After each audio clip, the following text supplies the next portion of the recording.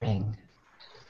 All right, we are live. Welcome everybody to the third episode of the Trans View, and this is our pre-show. We're going to be here for about the next 20 minutes, just discussing some of I don't know, doing whatever. We're keeping it low key during the pre-show this morning. With me today, I have some pretty incredible people, but we'll go ahead and start off with myself here. So my name is Aaron Armstrong, aka Grishno. I'm very happy to be here this morning.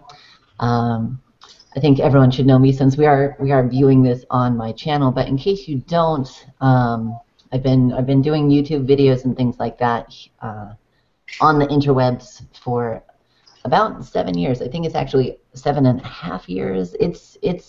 It's getting up there. It's almost a decade old. If my videos were a child, they would probably be in elementary school by now. That's crazy to think. And so with me, I also have the fabulous, the amazing Dr. Courtney Ryan Ziegler. So, how's it going, Courtney? Good. I'm doing good today. I'm excited to talk trans stuff today, so that's cool. My name's Courtney. I live in Oakland. I am a writer, filmmaker, artist, entrepreneur, host of other things. So yeah, and excited to be here. Awesome. I'm so happy to be here. And for those of you who don't know Courtney, Courtney, tell us a little bit about some of the things that you've been doing, maybe over the last year or so, because you've had quite a banner year. Yeah, I gotten a chance to do a lot of things this past year, I guess. Done a lot of writing, gotten to get my work published a lot. I also launched a hackathon and speaker series focused on trans people and technology. Yeah, and I had the opportunity to be one of the judges for that here in Oakland. Yes, at the inaugural Trans Hack last year here in Oakland, where we had a nice group of people come together and make collectively 8 or so web and mobile applications designed specifically to empower trans people. So that's been really exciting. That's taken off, and thus, since your time that you spent judging, we've had 2 hackathons since then, and they've been a really great success. And now Trans Hack is evolving into something much greater, really focusing on how to not only produce these applications, but also to how to sustain them after the hackathons, right? Because it's nice for us to come together for 48 hours and make something. Yeah, but you got to keep it going. Yeah, keep it going, right? Because the relationships that have come out of Trans Hack have been, people sustain those, which has been really amazing. It's been not only just making technology, but making friendships, right? So, but now it's like, how can we sustain what's being produced? So I'm really focused on that. But yeah, that's awesome. Awesome. Trans Hack, everybody. It's incredible. And also with us, we have Ivy, going by just Ivy. How's it going today, Ivy? It's pretty good today. I have a little bit about yourself. Sorry, go ahead. Okay, sorry. I am 16 years old. I live in Massachusetts. I have done a fair amount of writing, personal writing about my experiences, and also just trying to empower other people to share experiences, to not be afraid to express themselves, especially with these kinds of things. And just overall trying to make things better for the community and also everyone. Awesome. Well, we're happy to have you on. And so you had made a video, sort of like anyone can, in order to get onto the show. And so you'd send that to me and talking about some of the things that you thought were important, and we're going to be talking about those later today in the interview for the show. But just want to remind everyone that if you would like to be a member of the TransView or participate here on the TransView, all you need to do is make a video of yourself talking about who you are and why your voice needs to be heard. and send that to grishno@gmail.com, and then you can be on the show. So that is where we found Ivy, and it's also where we found one of our interviews for last month as well. So we're looking for more. So send in some videos. All right, so during the pre-show, what we're going to do is we're going to go ahead and ask the audience some questions. We're going to flip this around on everybody. And so what you can do is, if you'd like to participate in the conversation, you can go to Twitter. You can also participate on the main page for this video, the the Google Plus page, which I've invited like 1,000+ people to. So if you're on there, then hi, you can participate there, or on youtube.com/Grishno. If you're on Twitter, go ahead and use the hashtag #TheTransView, and that will be monitoring that hashtag today for all of your comments and saying them live on the air. So my first question, and I always love asking this, is where are you from? Where are you coming to us from? Because it always inspires me. I think last time we had somebody watching from Australia. I don't even know what time it is in Australia. It must be like either the middle of the night or like I have no idea. Somebody was watching the show from Australia. So where are you? And maybe how did you hear about the TransView? Does anyone else have any questions that they'd like to ask to the audience? Go ahead, Ivy. You look like you have one. Yeah, I was just waiting for your that. Yeah. So, where have you heard about the show, and what inspires you to learn about these kinds of things? And these kinds of things are like trans issues. And just as well as that, but also what makes you interested in helping other people? I mean, just in general, because it's always a good thing to try to do your best. So. Awesome. So how did you hear about the show, and what inspires you to try and make a difference? Mm-hmm. So I think those are some great questions from Ivy. Courtney, do you have any questions for the audience today? I would like to follow up with what inspires you, not only in that way, but what inspires you to move, to do something. What's your call to action? What's your call to action?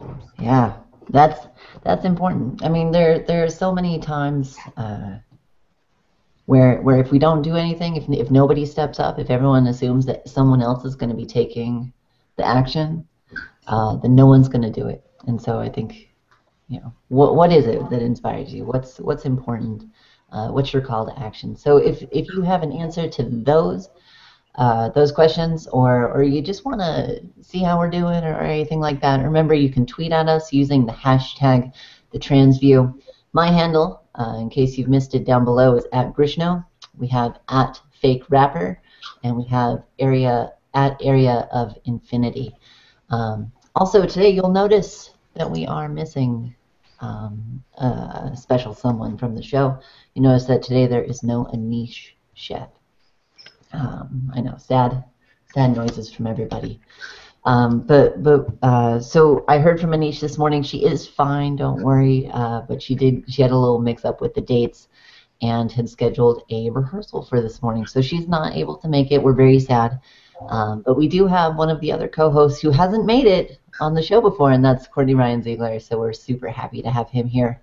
And one day, I will actually get the three of us onto a show together. So hopefully next month. That's going to be July 5th. All right. So since we're just kicking it low key for maybe the next 5 to 7 minutes, so I'd love to hear like what has people been up to this month? Has it been a busy month for you guys? How about you, Courtney? What have you been up to this month? I guess I just wrapped up a class. I taught a class at San Francisco State this past spring semester, and it was originally called Creative Women Agents or something. It's a really dated term, but I got an offer to teach there, and so I wanted to focus on trans people. but it was specifically about trans women. So it was nice to teach this semester-long course about trans women artists and trans thought and like all these amazing things. So that's what I did. I submitted my grades I think about a week ago Nice. to my students, and everybody did exceptionally well. A lot of the students were excited about the material that was covered and being introduced to new ways of thinking, and so many were thankful, like, oh, now I know how to talk to like my gay cousin, which is like great, even though we weren't really talking necessarily about sexuality, right? Right. In that manner, but it was just really it was a really amazing experience. So that was my past month. Nice. That sounds like a pretty amazing month. And that was at what university did you say? San Francisco State. San Francisco State. That's pretty cool that they have a course on that sort of thing, and that you're teaching it. It makes me want to go to San Francisco State now, but I'm going to Mills. Really did. All right. What about you, Ivy? What have you been up to this month? Actually, a lot. I am helping with a leadership camp at something called Camp Aeronautic, which is a camp that Jazz and the famous YouTuber, oh gosh, I already forgot her name, Josie. They both go to that camp. It's a great camp for people who need some support that they don't get in a regular summer camp. And during the leadership camp this summer, I'm going to be going to help I think just help with the project, because I think there's the 10 to 14 group, and there's the 14 to 18 group. And it's a leadership camp, so we have to do a community-based project. And as well as that, with work and just being tied up yesterday was my last day of school, just being busy, so ever. Well, congrats on summer vacation. Yeah, so go check it out if you can. I believe it's campaeronautic.com, and they definitely need people if you're a trans or gender variant youth. Feel free to ask for an application, and it's a great summer camp. Very cool. I think I actually knew somebody who went to this camp when they were a trans youth. They're no longer a trans youth. Now they're in college. But boy, that makes me feel old. So awesome. Well, that sounds like a great month for you guys. I finished school, so it sounds like that's a theme for everyone. I managed to get another semester of straight A's, so I'm super proud of that. 4.0, 3 semesters straight. So what that means, though, is that I got into my first choice college, which is Mills College. I made a video about this a little while ago about going to Mills, but I also registered for my fall classes at Mills, and I'm so excited to go to Mills. It's an all-women's school, except for their graduate programs; those are co-ed. And I'm going to be going there for the next 3 years to get my bachelor's degree in political, legal, and economic analysis, and my MBA in nonprofit management. So it's like a whole thing, but I'm super excited to be doing that. So I'm actually on break right now for like the next week, and then I have summer classes starting. I'm taking 6 credits over the summer just to try and get out of school as fast as I can. I want to get to Courtney's side. I want to start teaching. Instead of being the one graded, that would be a lot better. I always go ahead. You could teach. You're always teaching. It's nice to want to teach in a higher education system, though. But yeah, well, that's true. I do a lot of teaching on here. I just don't get paid for it. That's the thing, and I don't get to grade my subscribers. I think that would be great if I could give my subscribers like little grades to take home with them and be like, your comment gets an A+, or your comment gets a C- because here's where you can improve. Yes. Right, there would be a lot of failing grades if I were judging comments. All right. So any final thoughts before we go into our we're going to have a 10-minute break in just a second before the actual show starts, but any final thoughts from either of you guys? I think I'm good. I'm excited to go for it. Yeah, you can always talk. I talk a lot. That's the problem. No, it's good. That's why I brought you on, because you talk. I need people to talk. We're on here for an hour and a half, so awesome. All right, well, for today's show, we have a couple things that we're going to be going over. First off, remember that the questions that we have for the audience are: where are you from? What inspires you? And what is your call to action? And so you can go ahead and tweet your answers to those at Grishno, at Fake Rapper, at Area of Infinity, and use the hashtag #TheTransView. And we'll go ahead and we'll be reading some of those responses on air live at the end of the show. For the show today, we have some news. We have some very spectacular news that's been coming out this month. It has been a big month for trans people. And then we also have a discussion about an open letter that Janet Mock wrote to Jane Doe in Justice for Jane. So look forward to that. If you're not familiar with the topic, you are about to get familiar. You are about to get educated. And then we'll have an interview with Ivy. And so we'll come back in about 10 minutes at noon Pacific time, and we'll see you guys then.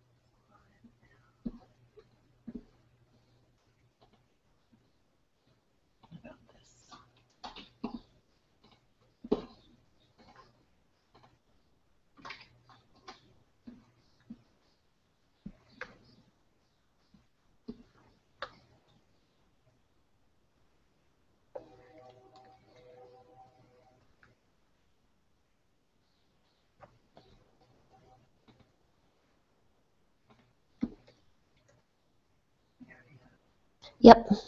That's working now. Nice. So now I've got the YouTube comments there. Oh, and you can pin them. You can... Click the eye thing and that will put it on your screen. Yes. Oh, that went on there. Yeah. Throw a couple up there just for.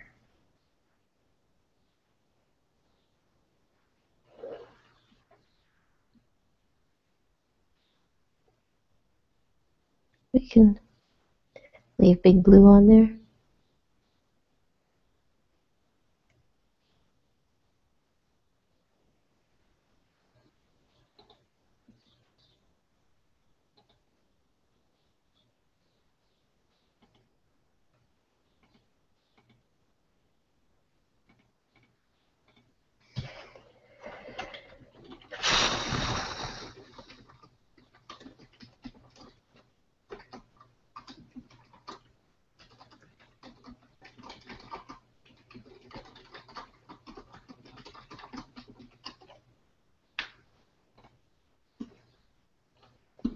And I think that's the only source that I can put on here.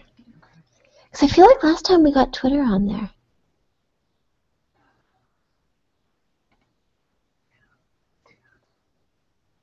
We can just monitor there, but then you have. That's good, so we can tell people go to the YouTube page.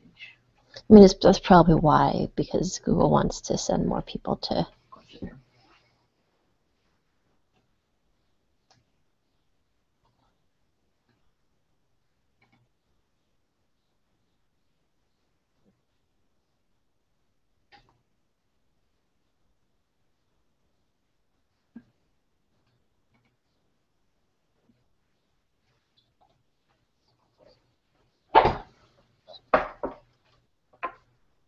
So we have about 4 minutes.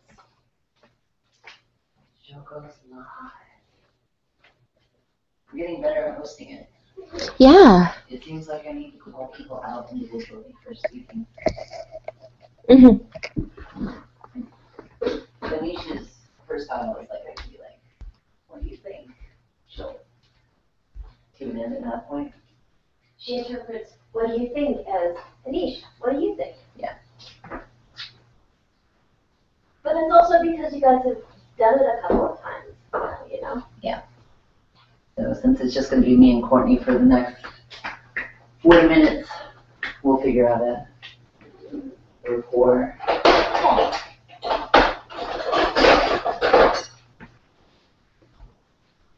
And it also will probably be easier when it's just the two of you because the question is automatically directed to you.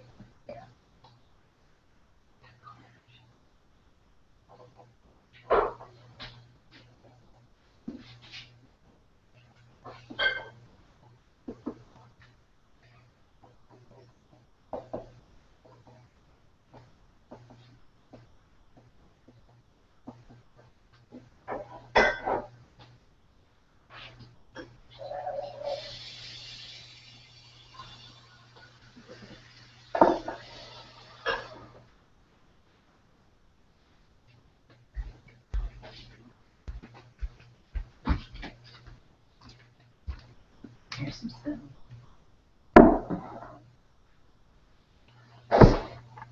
What if you click on that?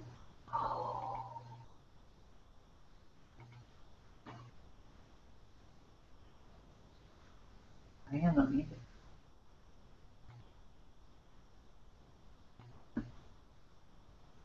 Is that one you? I thought it was. I'm hearing it. I'm hearing it play back. I don't know how to mute this one.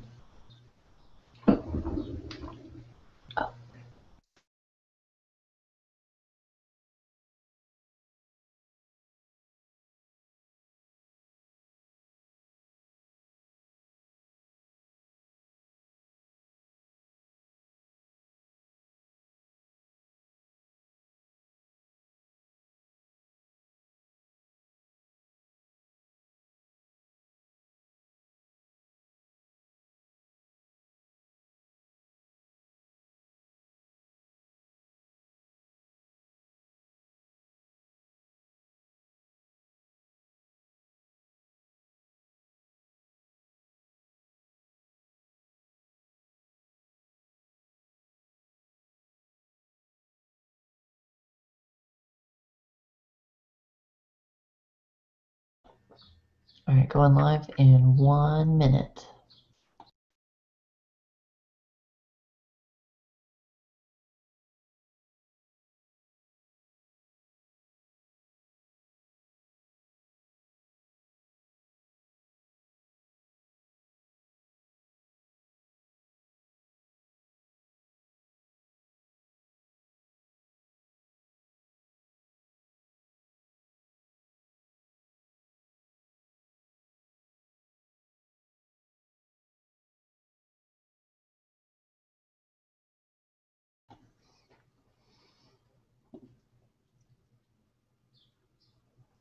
All right, if you're ready, Courtney.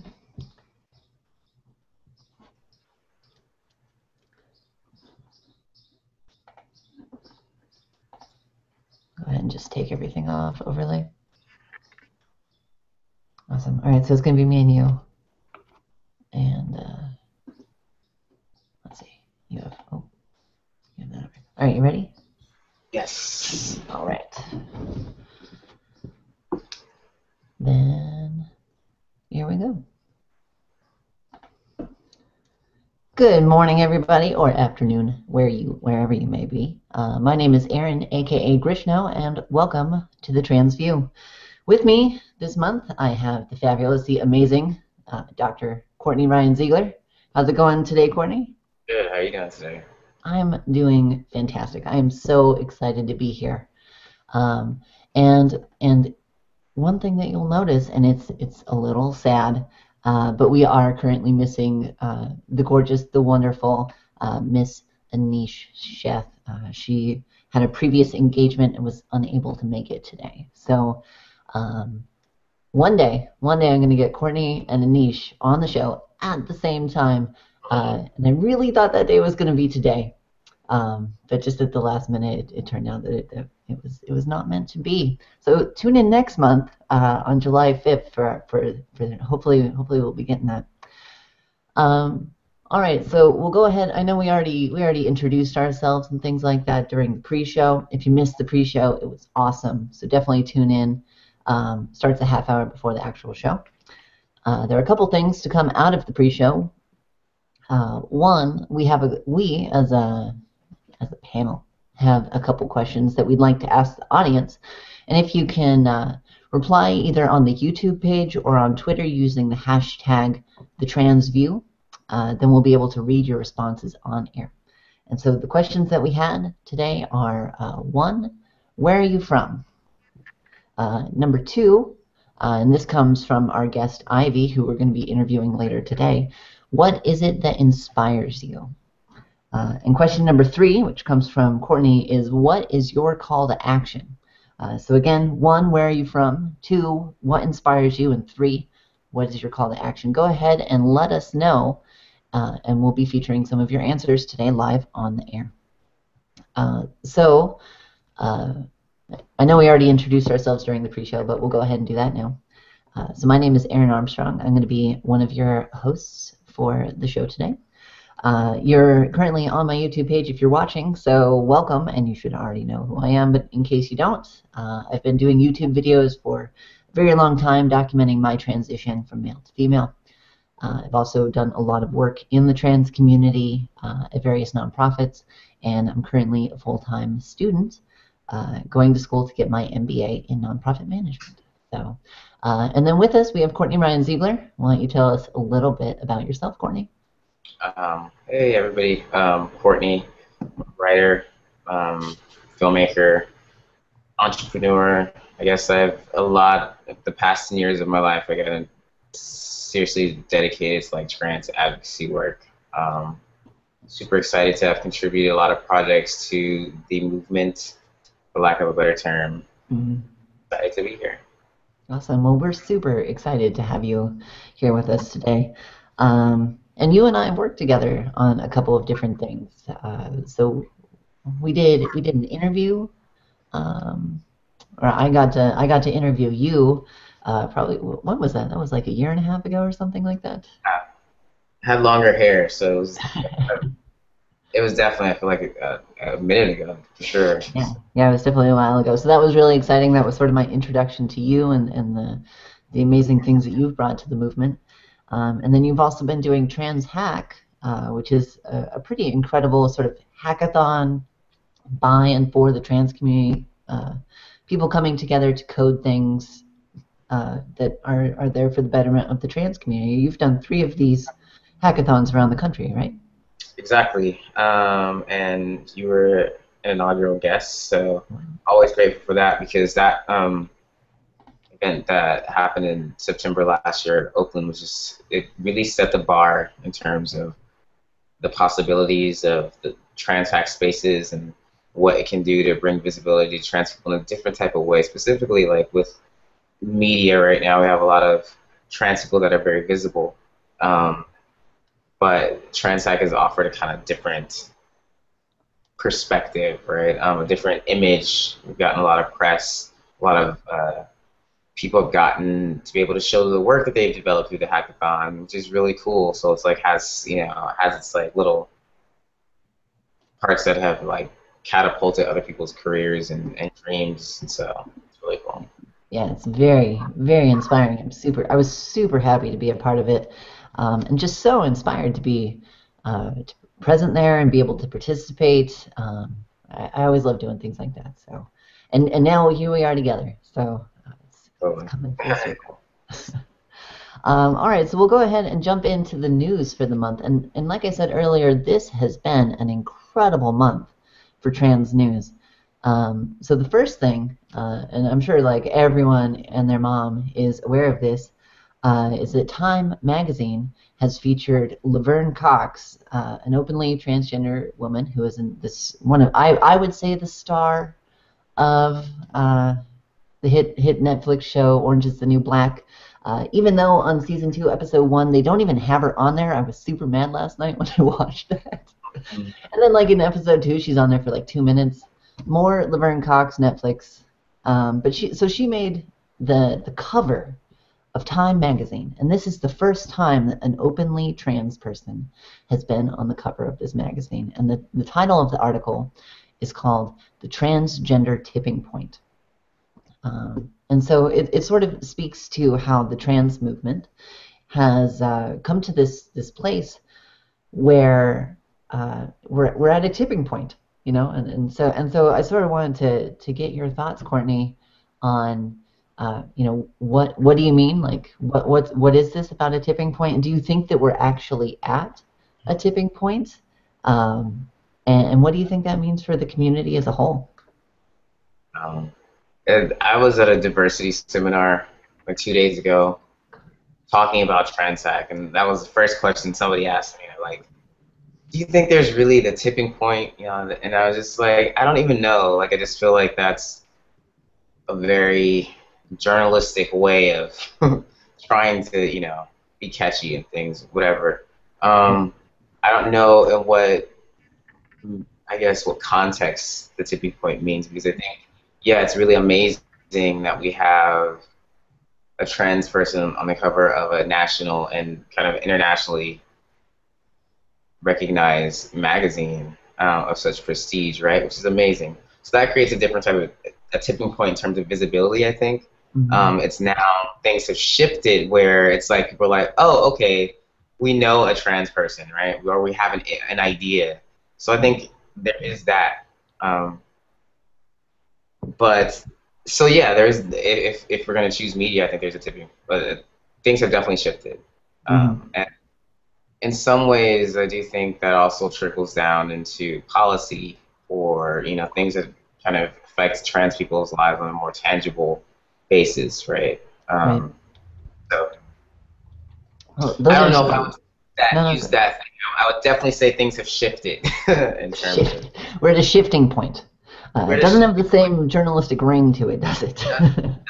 And I think saying tipping, you know, like we almost over an edge where it's like, I think it makes it sound more, you know, more powerful in some ways than it is in terms of what we expect this visibility to do for the community, which is really help people's lives be better.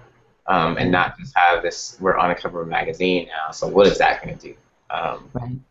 Yeah, I think for me, you know, is sort of a double-edged sword. So you can see, like on screen right now, we have the cover, and she is looking just fabulous, just incredible. But it's called The Transgender Tipping Point: America's Next Civil Rights Frontier.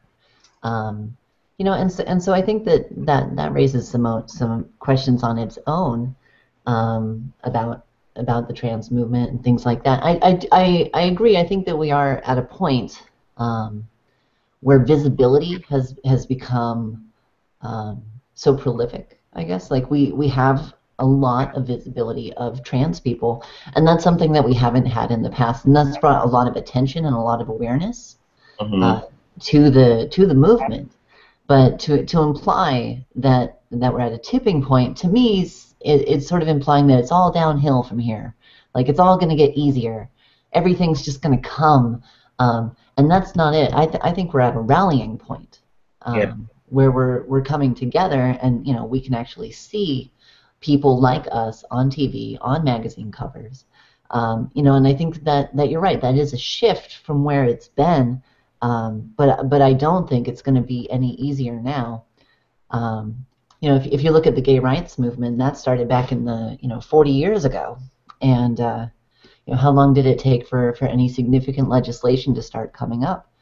You know, and so I think, you know, like you mentioned with policy, I think you are starting to see in some of the more progressive states, like here in California, there's been a lot of legislation passed, um, to like protect trans students, or to allow surgeries to be covered by Medi-Cal or things like that. But in some of the other states, it's really just on the opposite end of things. So I think that we're at a point where visibility is up, but with visibility there comes increased exposure, and we got to be on top of what that exposure is going to mean. Exactly. So, but either way, fantastic story. Congratulations to Laverne Cox. She deserves all that success and more. Yeah, it's Um, awesome. It's incredible.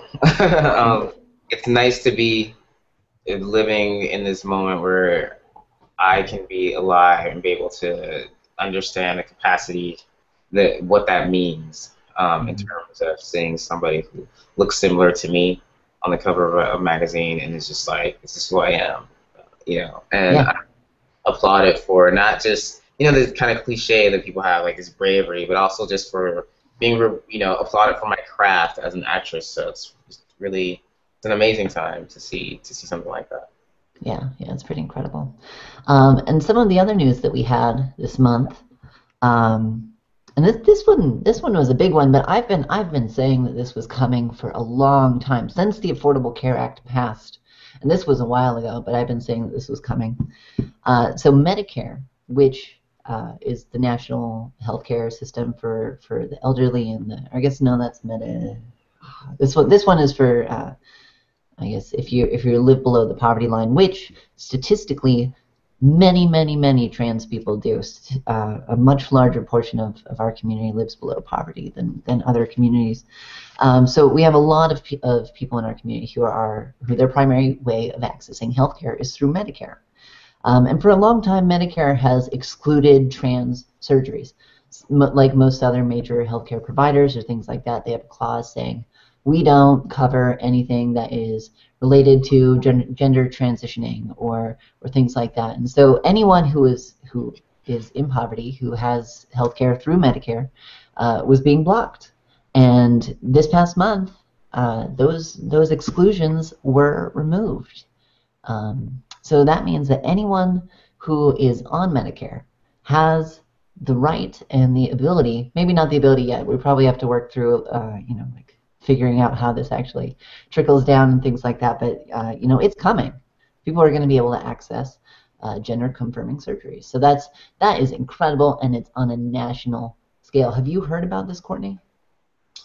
I think I have recently saw the post going around about it, which is really cool. I think anytime, in some ways, the government sanctions, allows people to live who they are as people, and also understand that sometimes, that transitional related healthcare is important for many of us.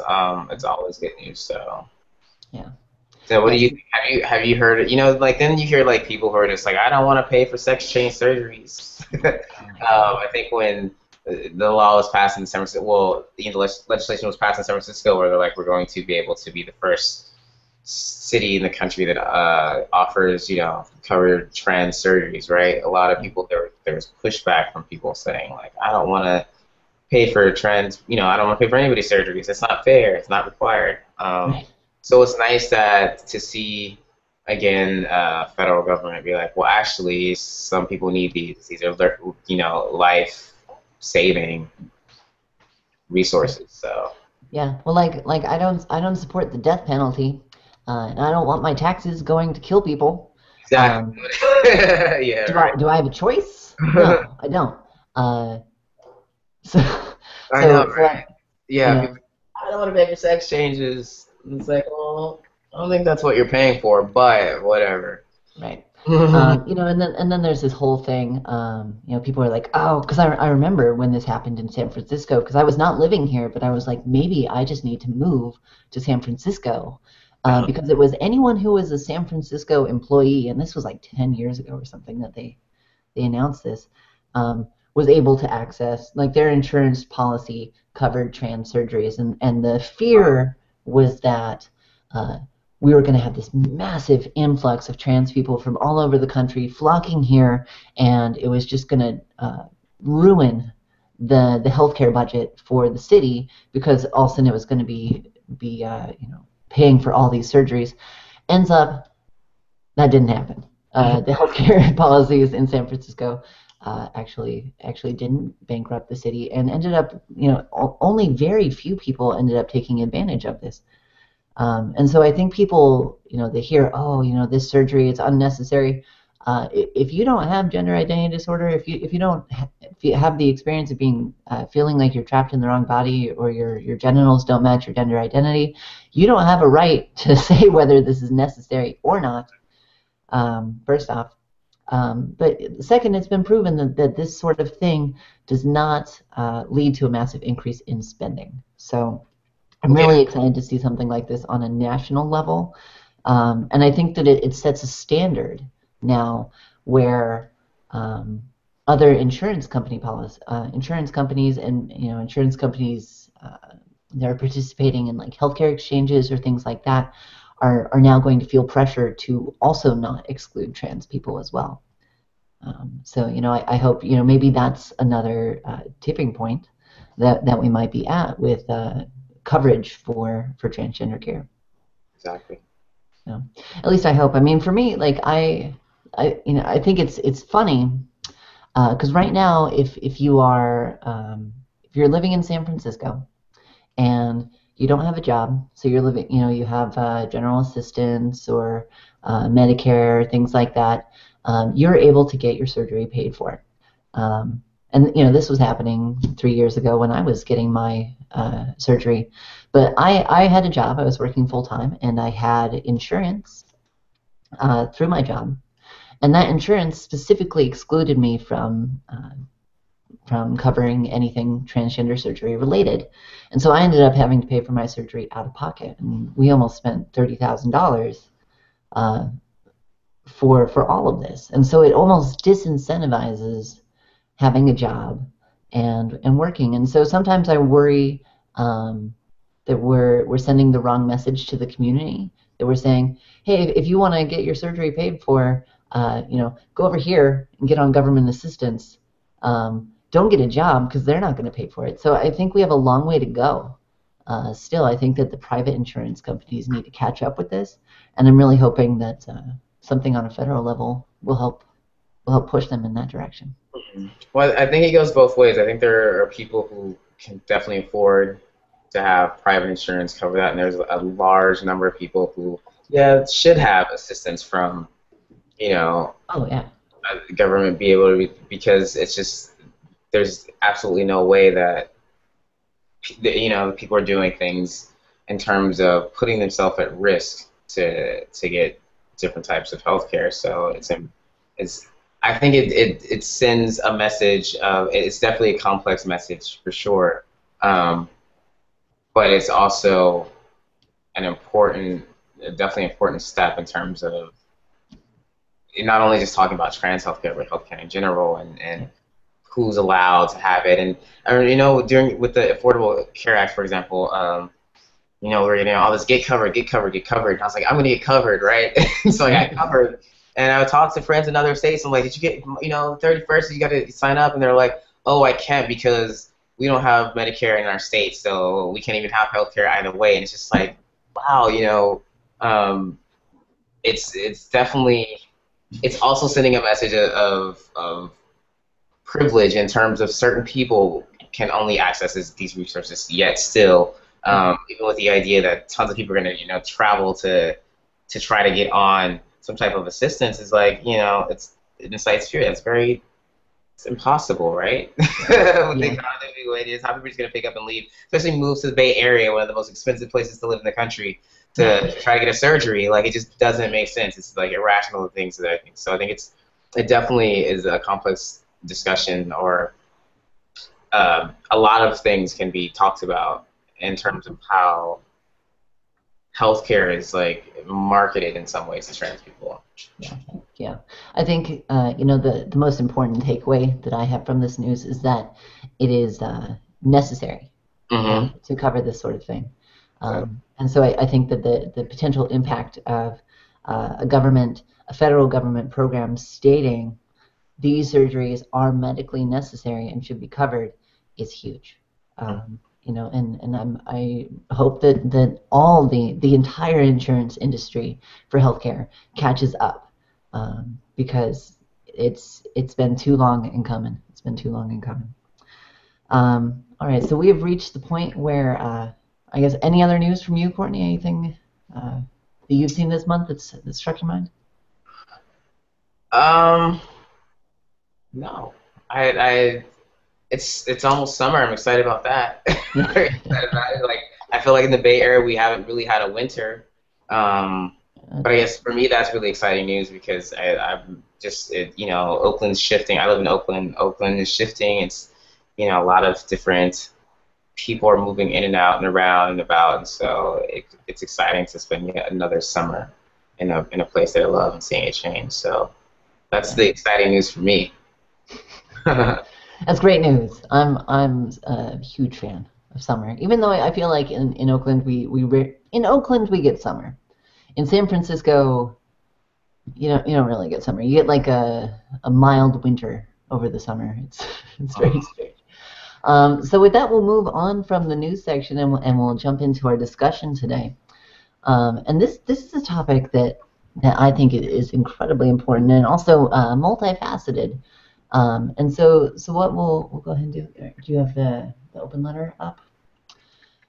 So Janet Mock, who everyone should be familiar with, and if you're not, then just get familiar. But she wrote an open letter to this girl named Jane Doe. And Jane Doe is a 16-year-old trans girl who is being held in an adult prison and has been there for almost 2 months at this point and has not been charged with a single crime. She's in protective custody from the state, like foster care sort of situation.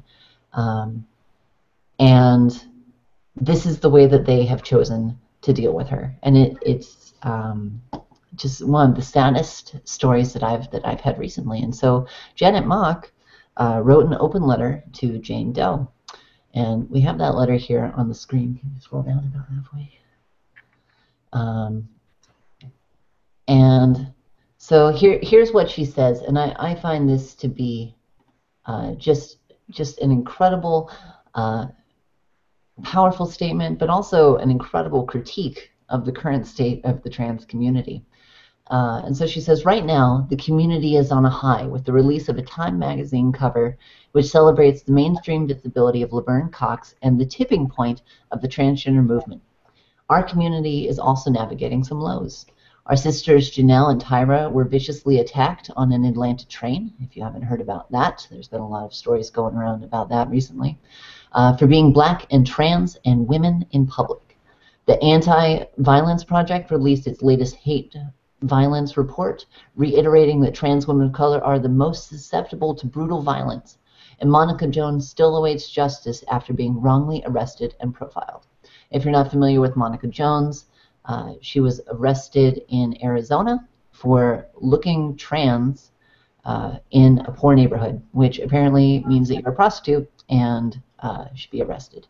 And so that's sort of a whole crazy situation.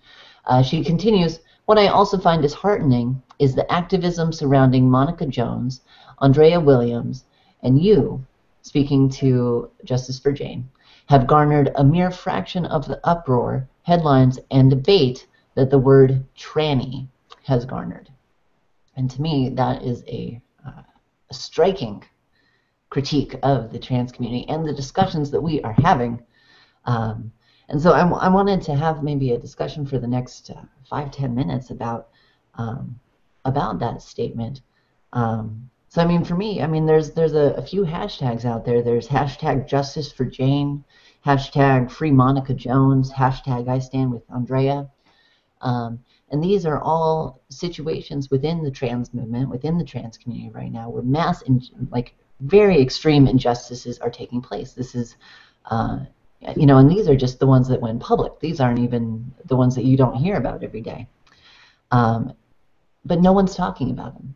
No one wants to talk about it. All anyone wants to talk about is whether or not we can use the word tranny.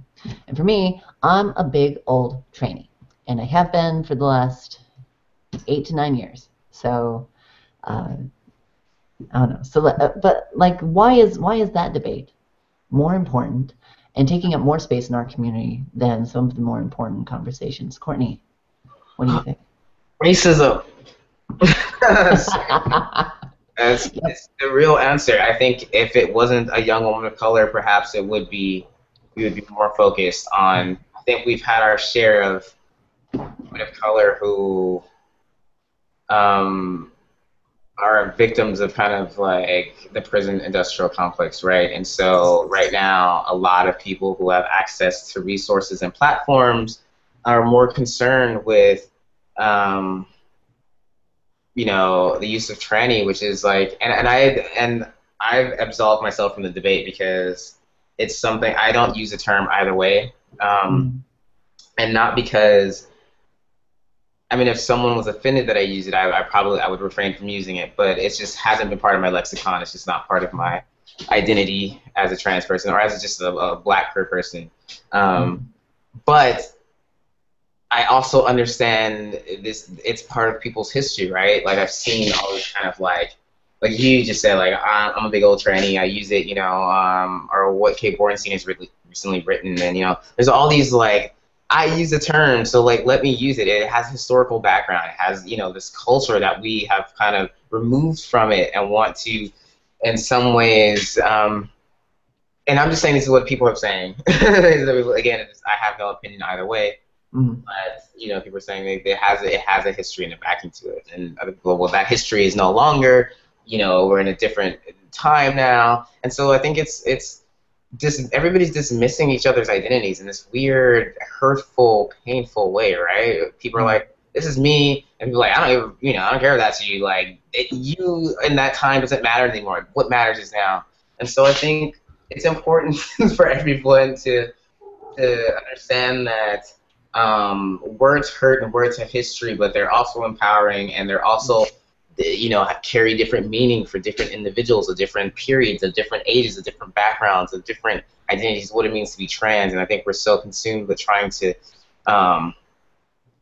celebrate similarities, and we don't actually celebrate difference. And that's so important, because when we celebrate similarities, everybody's like rushing to write the next think piece on why we shouldn't say this word, but then we're not focused on like if we had direct that energy to like maybe it wouldn't be like day 115 that this young person is in prison against their will. So yeah, I mean, to me, I love that you brought up racism.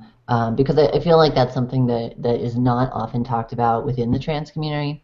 I can't even count how many times I've gone to a Transgender Day of Remembrance, and we're going through the names and we're reading the names and we're looking at the pictures, and one after another, it is a trans woman of color.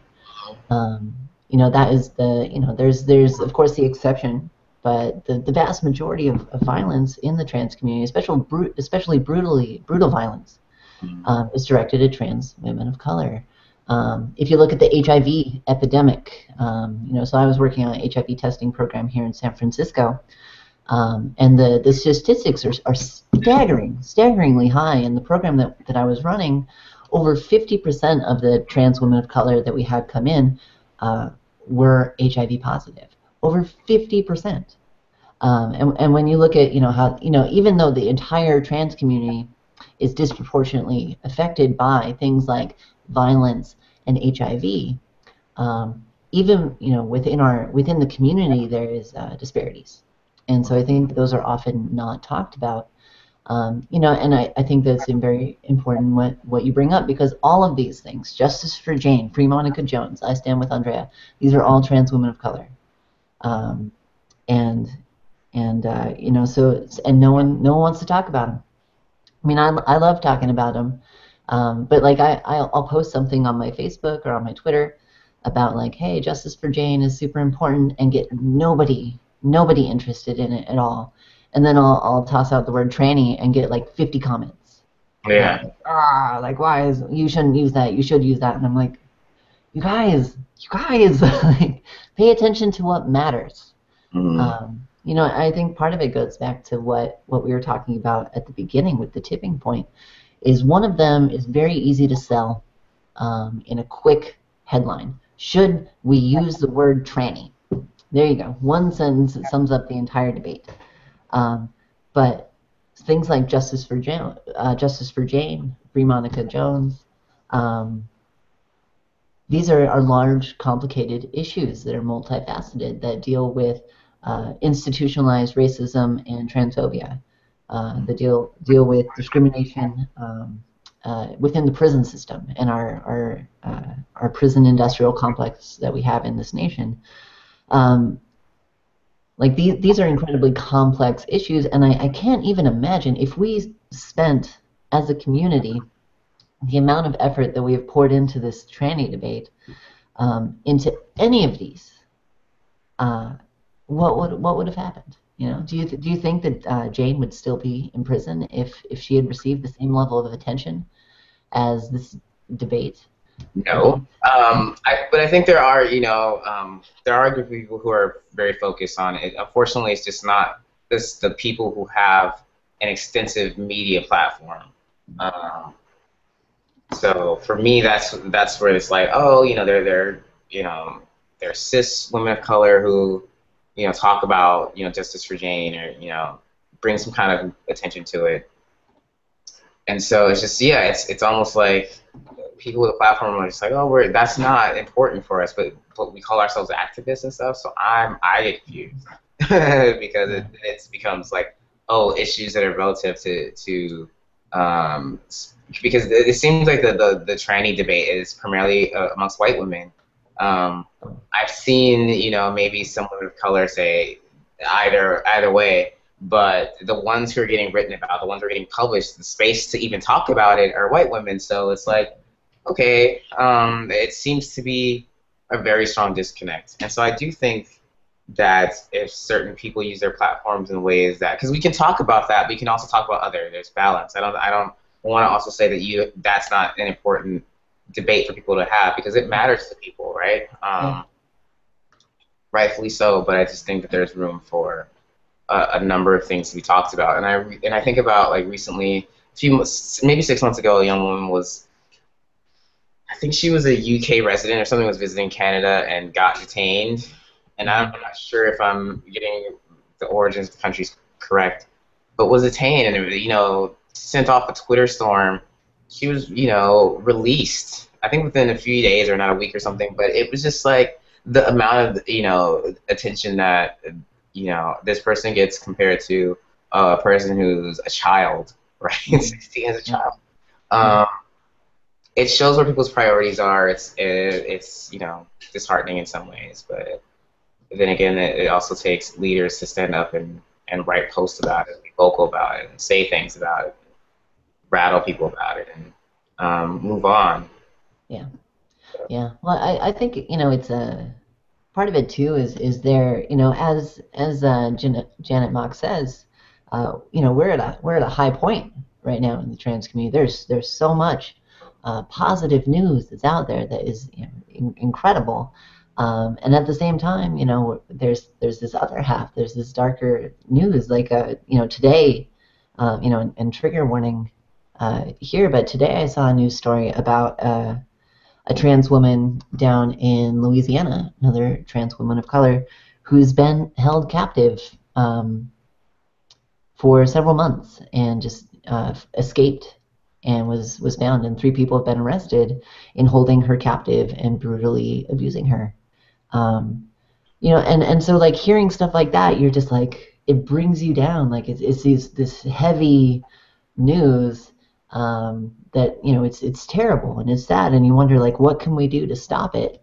And then you hear like an easy, I'm not going to say like it's necessarily an easier topic, but like for me it's easier to be like, well, we should not use the word tranny, or we should use the word tranny.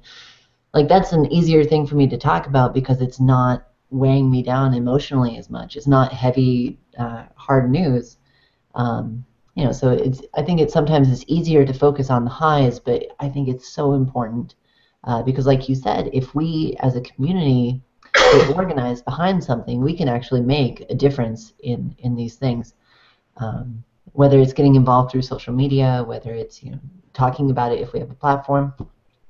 So I think we can make a difference, and that's why it's important to have a balanced conversation and not just focus on one view or one side of things as well. Definitely. And those discussions got mean. People were just mean. I would read stuff. I was like, yeah, you gonna put that out there in the world, and like that's how you want to represent yourself? Okay, like that's just spiteful. And I think from everybody involved, and it wasn't like I'm not hating on cis people, I'm not hating on trans people. I just saw stuff being flung from all sides that was just really nasty, and hurtful for me to read as a queer person, and it's not even about race, just as a queer person in general. Just a lot of things.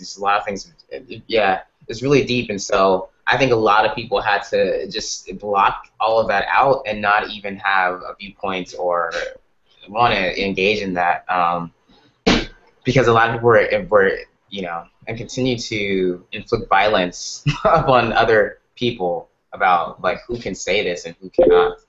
Yeah, and it's such I don't know, it's such a like you said, it got nasty. It got nasty fast, this debate, and a lot of people were just being really terrible. And I, as a trans person, like I think that we are so much stronger when we stand together. And if we're going to have these internal debates in the community, and we're just we need to make sure that we're keeping an eye towards that. If we're breaking down along divides and saying this side versus that side, and just hurling these these comments and these nasty accusations and things like that back and forth, how is that moving our movement forward? How is that representing the trans community as a whole? I think that we need to always keep an eye on things like that and focus on unity and what brings us together, instead of what tears us apart. So. All right, so we have about 2 minutes before we're going to take a quick break. Any final thoughts on this, Courtney? No, it's like what you're saying. It really is that simple. If people, I think, just I mean, it should be simple, right? It's never as simple as I want it to be. Nothing is. I think we make things more complicated. It really is that simple. We were just like, maybe we should also talk about what's going on in the world with somebody else who's not me. Right. Yeah. All right, so before we go to break, I just want to remind everyone about some of the questions that we have for the audience today. Question number 1 is, where are you from? Question number 2 is, what inspires you? And question number 3 is, what is your call to action? And you can tweet your answers to us using the hashtag #TheTransView. You can also post them on the YouTube page, and we'll be featuring your answers live on the air at the end of the show. We also would love to hear what you think about any of the conversations that we've been having today. What do you think? Are we at a tipping point in the trans community? What do you think about the removal of the trans exclusions in Medicare? And what do you think about why the debate around using the word tranny and why that is taking up so much space in our movement when there are other things that we could also be focusing our attention on? So we'd love to hear what you think. Again, you can use the hashtag #TransView, or you can comment on the YouTube page. And what we'll be doing is we'll be taking a break for the next, what are we taking? Next about 2 minutes. So it's going to be a very quick break. But when we come back, we're going to have an interview with Ivy, just Ivy. We'll be talking about why she's on the show and what is important to her. So we look forward to that, and we'll see you in a couple minutes.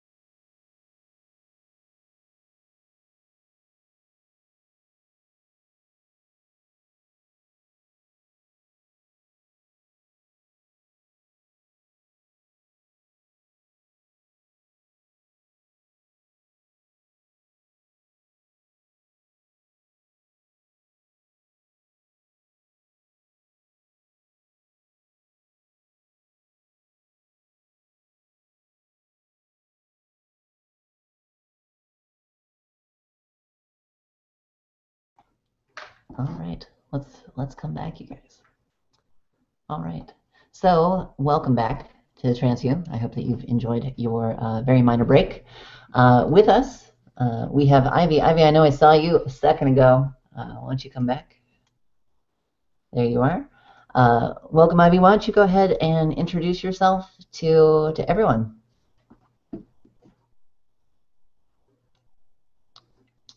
Am I muted? Are you muted? Can you hear me? Uh-oh. Man, this was all working during the pre-show. You guys can actually see the pre-show if you want. Oh, looks like you can hear us now. All right, Ivy, why don't you go ahead and introduce yourself? No? Courtney, can you hear me? Okay. Uh-oh. I try unmuting. I don't know. Can you hear me? Go ahead and nod, Ivy, if you can hear me. She says she's not getting the sound. You're not getting the sound. Tell her to just talk.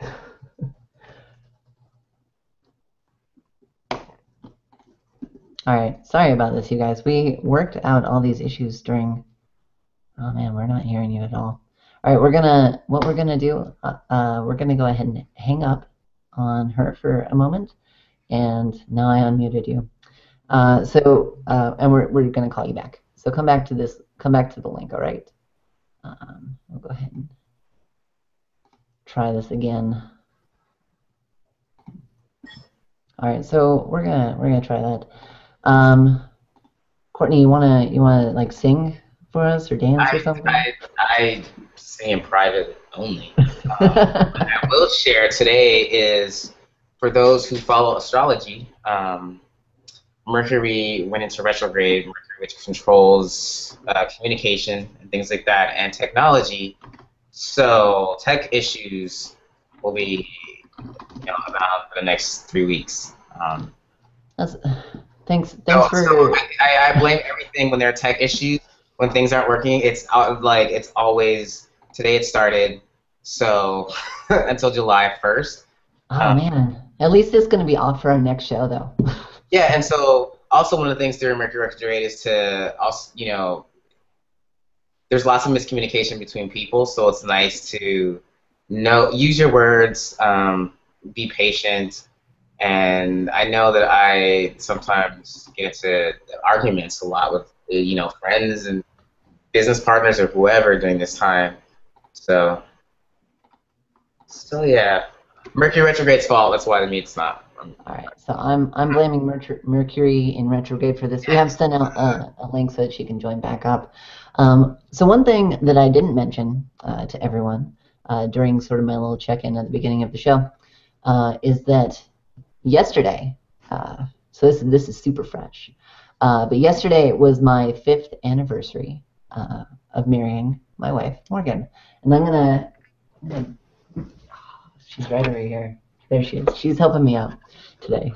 So if you guys want to just say, wish us a happy anniversary, but I can't even believe that it has been 5 years that we've been married, and I'm not sure if people know this. I'll go ahead and fill up some space on the air. So we have a legal heterosexual marriage. But it was super funny how we got this. So what happened is we were in Brooklyn at the time. We were trying to get married, and we went in to the marriage license department at City Hall, and we sat down and we applied, and we gave them our application, and the person looked at us and they said, "Oh, you mean a civil union, not a marriage? That's a different form." And because this was before gay marriage was legal in New York.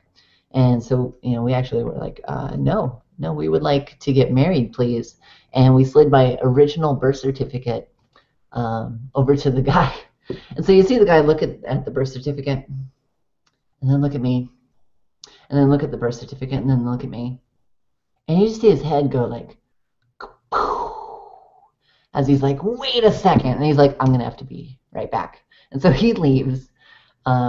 And we had to wait for like 45 minutes, but it went all the way up to the county clerk, and we got approval, and so we got our marriage license. And then we had to wait 24 hours in order to get married, just to make sure that this was a good idea. And clearly we made it through those 24 hours.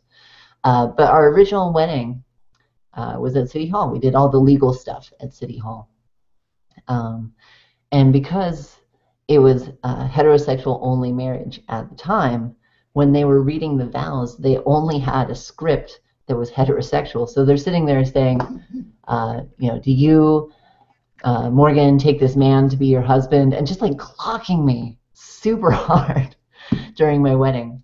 So we're just busting up laughing at this whole thing. Oh man, she's not allowed to join. I don't know what's going on. Mercury, I'm blaming Mercury in retrograde.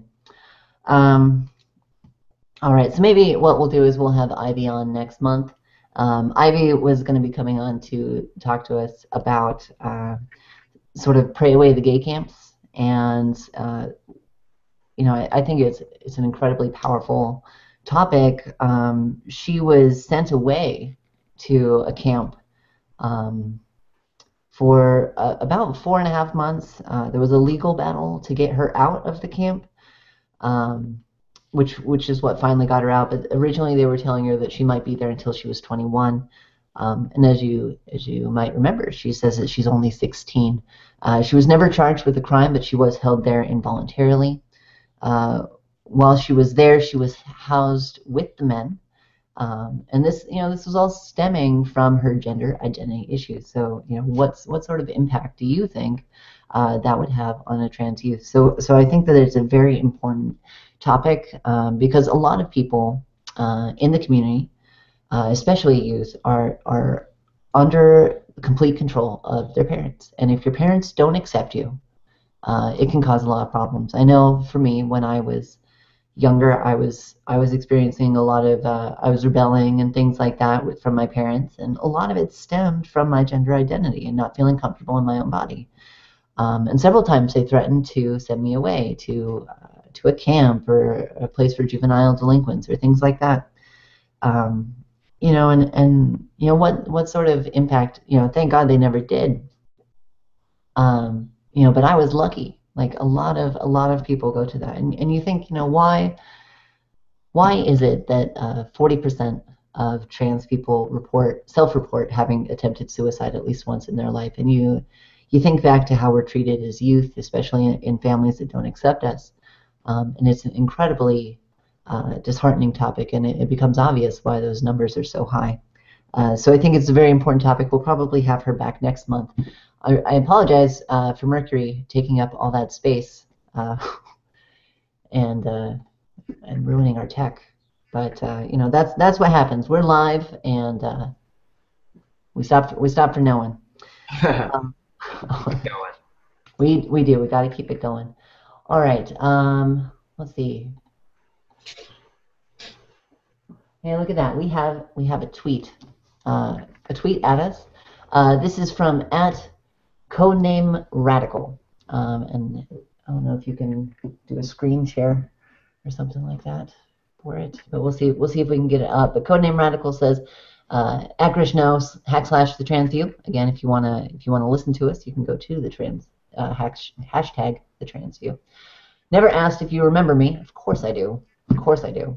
But we used to talk a lot on your site. You're from Chicago, and 8 months on hormone replacement therapy now. So congratulations to you on 8 months. Of course I remember you because I remember your little icon. And I totally remember my site and everyone who was on that. Oh, that was an amazing time. So thanks for participating today. And of course I remember you.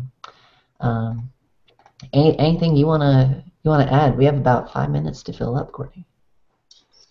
I'm going to be watching the next episodes of Orange is the New Black. Started last night. Well, started this morning at like 1 o'clock in the morning because I was up editing video for Trans Hack, and I'm excited to see how. You know, I was disappointed that the first episode had nobody in it, but Piper. Well, oops, spoil it, and other people, but yeah, I'm excited to see where the season takes us. I'm excited to support Laverne Cox, but I love the show in general. I think just the idea of what Netflix is doing in terms of, you know, online distribution with TV shows is really incredible from that standpoint. So I'm going to lay in bed and watch that TV. So that's exciting for me. Awesome. I'm also going to be live tweeting some stuff, I think, with Orange is the New Black. So. Awesome. That's super exciting. So if you wanna follow at Fake Rapper on Twitter, Courtney is incredibly prolific on there. So I follow him, and I highly recommend anyone else does. One of the comments that we got on the YouTube page, it says, I cannot comment properly anymore. The keys on the keyboard type in wrong thing. Need to get a separate keyboard. So that's out there. So we'll just go ahead and put it up from the YouTube page. And thanks Morgan for putting that up there. Morgan's been behind the scenes. She's our tech girl today. So everyone say hi to Morgan and thank you for putting up with me doing this in the morning. We were supposed to be backpacking this weekend, but I had scheduled a trans view from the first Saturday. So we're here doing the trans view together. It's a couple thing.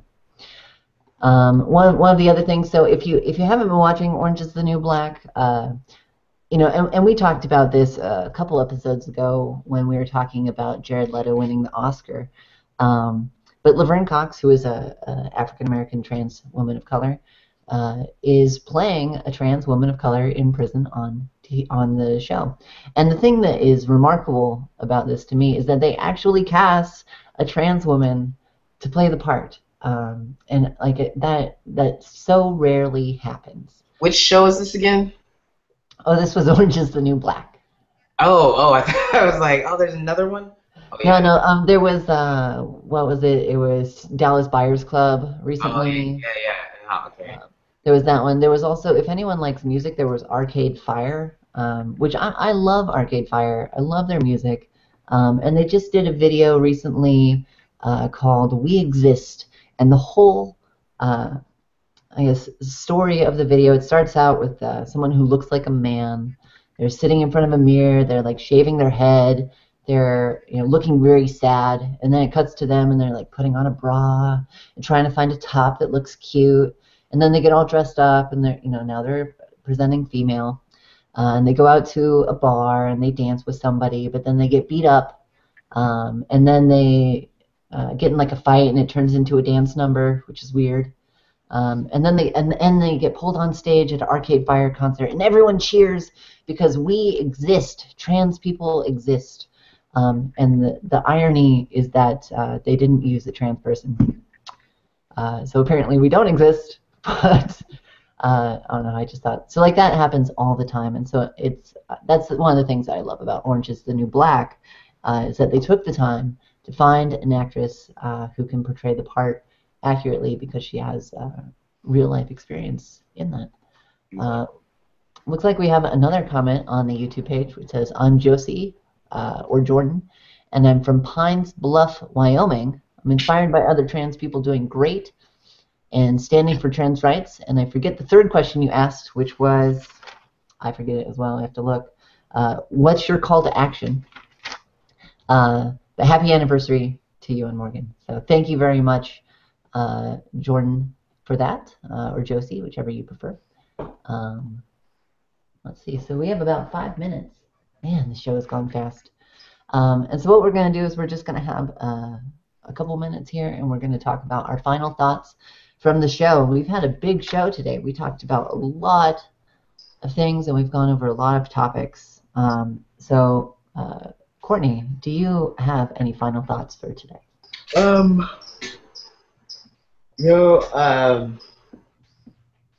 Cliche, like let's try to respect one another more, I think, as public trans people. Yeah. Especially just referring back to the Trannygate 2014. Trannygate. I think, yeah. So I think it's, and I understand that anger and hurt and pain brings up a lot of things that I think we're learning how to mitigate those emotions. But we have to learn how to do so in ways that are not making other people hurt and experience pain. So that's my final thought. Great thought. Thank you very much for sharing that. For me, it's incredible. I feel like we've come so far. I remember starting making videos on YouTube 7 years ago, and being really the only person when I started blogging about their transition. And for me, it clearly started catching on. Like there's thousands and thousands and thousands of videos of people documenting their transition now, and there are people way bigger than me doing it, way more famous. So I think it's an incredibly powerful thing that I've had to be a part of, is creating visibility for trans people, and so to see. Coming from a place where I was helping to create visibility in a space that there wasn't any, to now having visibility on a national and international stage, it feels profound. It feels like we've come a long way, and I've only been in the trans community for almost 10 years. Almost 10 years. It'll be 10 years in November. Whoa. But even in those last 10 years, we have come so far, and I think it's important sometimes to sit down and take stock of all that we have accomplished, because we are in a better place now than we ever have been. But that doesn't mean, and this is the important part, that doesn't mean that we can stop and take it easy. It means that, like I said earlier, this is a rallying point. This is the point where visibility is there. Now we need to start bringing up the issues that really matter, the issues that can actually have an impact on the trans community, on everyone who shares this same journey that we share. So those are my final thoughts. And do we have any final thoughts from the internet, Morgan? Nope. All right, so it's been a slow day on Twitter. But hopefully we'll have some more people next month.